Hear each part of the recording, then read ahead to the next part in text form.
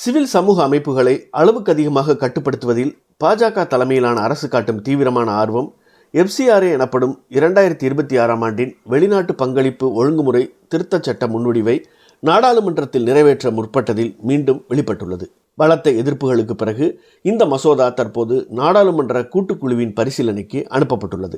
2020ஆம் ஆண்டில் FCRA சட்டத்தில் அரசு சில திருத்தங்களை கொண்டு வந்தது. இதன் மூலம் பதிவு செய்யப்பட்ட ஒரு அமைப்பு மற்றொரு அமைப்பிற்கு நிதியை மாற்றுவதற்கு தடை விதிக்கப்பட்டது. அந்த அமைப்பும் இதே சட்டத்தின் கீழ் பதிவு செய்யப்பட்ட அமைப்பாகவே இருந்தாலும் இந்த தடை பொருந்தும் என கூறப்பட்டது. மேலும் நிர்வாக செலவுகளுக்காக பயன்படுத்தப்படும் வெளிநாட்டு நிதியின் அளவு 50% இருந்து 20% குறைக்கப்பட்டதுடன் மேலும் பல கட்டுப்பாடுகளும் விதிக்கப்பட்டன.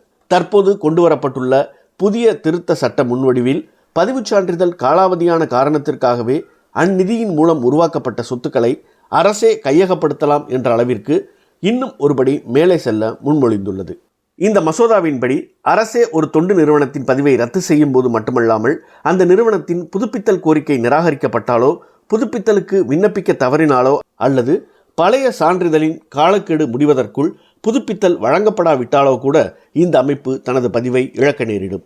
இவ்வாறு நிகழும் கணமே அந்த அமைப்பின் வெளிநாட்டு நிதியும் அந்நிதியை கொண்டு கட்டப்பட்ட சொத்துக்களும் தானாகவே அரசால் நியமிக்கப்பட்ட அதிகார அமைப்பின் வசமாகிவிடும். அதற்கு பிறகு அரசு குறிப்பிடும் காலத்திற்குள் அந்த அமைப்பு மீண்டும் பதிவு செய்தால் மட்டுமே அந்த சொத்துகள் திரும்ப கிடைக்கும். தவறினால் அவை நிரந்தரமாக பறிபோய்விடும். இந்த மசோதாவின்படி பகுதியளவு மட்டுமே வெளிநாட்டு நிதியை கொண்டு கட்டப்பட்ட ஒரு கட்டடமாக இருந்தாலும் அது முழுமையாக கையகப்படுத்தப்படும். அதன்பின் வெளிநாட்டு நிதி பயன்படுத்தப்படாத எஞ்சிய பகுதிக்கான தொகையை அல்லது உரிமையை திரும்ப பெற அந்த அமைப்பே விண்ணப்பித்து போராட வேண்டியிருக்கும். சொத்துக்களை கையகப்படுத்திய பிறகு அந்த அதிகார அமைப்பு எடுக்கும் நடவடிக்கைகளுக்கு எதிராக மாவட்ட நீதிபதியிடம் மேல்முறையீடு செய்ய இந்த மசோதா அனுமதிக்கிறது. ஆனால் புதுப்பித்தலை நிராகரிக்கும் அரசின் முடிவை எதிர்த்து மேல்முறையீடு செய்ய முடியாது. மேலும் நிராகரிப்பு முடிவை எடுப்பதற்கு முன்பாக அந்த அமைப்பின் விளக்கத்தை கேட்பதற்கான உரிமையும் அவகாசமும் வழங்கப்பட மாட்டாது.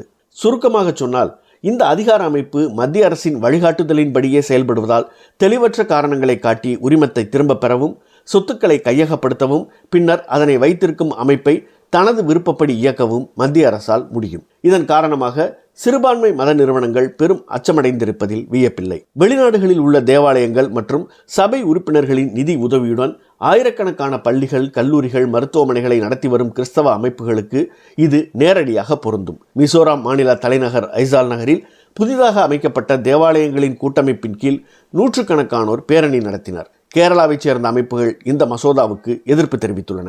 நாகாலாந்தின் முதலமைச்சர் இந்த மசோதாவை நாடாளுமன்ற மறுபரிசீலனைக்கு உட்படுத்துமாறு உள்துறை அமைச்சருக்கு கடிதம் எழுதியுள்ளார். மேலும் இச்சட்ட முன்வடிவை மத்திய அரசு திரும்ப பெற வேண்டுமென தமிழ்நாடு சட்டமன்றத்தில் ஒருமனதாக தீர்மானம் நிறைவேற்றப்பட்டுள்ளது. இச்சட்ட முன்வடிவு கடந்த காலத்திற்கு பொருந்தும் வகையில் முன் தேதியிட்டு நடைமுறைப்படுத்தப்பட மாட்டாது என்று தேவாலய தலைவர்களுக்கு உள்துறை அமைச்சர் உறுதியளித்துள்ளார். ஆனால் அவர் கொண்டு வந்துள்ள மசோதாவின் உரை வேறு விதமாக கூறுகிறது. பல தசாப்தங்களுக்கு முன்பு கட்டப்பட்ட ஒரு மருத்துவமனை கூட அதன் பதிவுச் சான்றிதழ் புதுப்பிக்கப்படாமல் காலாவதியாகிவிட்டது என்ற காரணத்திற்காக இப்போது கையகப்படுத்தப்பட வாய்ப்புள்ளது. எனவே இந்த மசோதாவை ஆராயும் நாடாளுமன்ற கூட்டுக்குழு புதுப்பித்தல் நிராகரிக்கப்படுவதற்கு முன்பாக சம்பந்தப்பட்ட அமைப்புகளுக்கு தங்கள் தரப்பு விளக்கத்தை அளிக்கும் வாய்ப்பையும் அத்தகைய நிராகரிப்பை எதிர்த்து மேல்முறையீடு செய்யும் உரிமையையும் வழங்கும் வகையில் இச்சட்ட முன்வடிவை மீண்டும் திருத்தி அமைக்க வேண்டும். மேலும் இவ்விதிமுறைகளை நியாயமானதாகவும் வெளிப்படையானதாகவும் மாற்றுவதற்கான இதர திருத்தங்களையும் மேற்கொள்ள வேண்டும்.